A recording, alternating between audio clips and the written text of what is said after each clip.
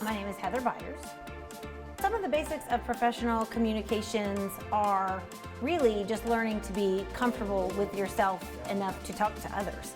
It says professional communications, so we look at preparing for job interviews, learning how to talk through a process, doing a process speech.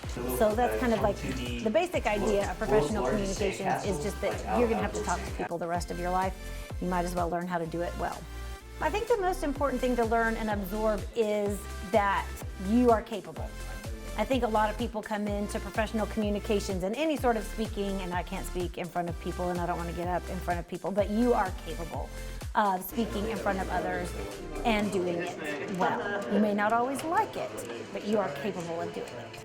I think the hardest thing for people to learn is like proper stance and holding your body still. We have a lot of fidgets, we have a lot of swaying, we have a lot of bad habits that we pick up just from talking to our friends in our everyday conversation. But professional communications is a step up. It's elevated from just the everyday conversation with your friend.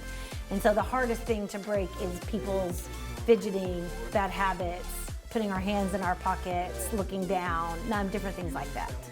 There's several different things. I think we do demonstration speeches where they have to teach us how to do something, and those can get pretty memorable. I've had a student teach us how to hurdle, and she brought a hurdle into the hallway and she walked us through hurdling. We've had paper airplane contests teaching us how to make paper airplanes, and then we take them out in the hallway and we have a contest with it. So I think that is really memorable. I had a student do a demonstration speech over mixing music.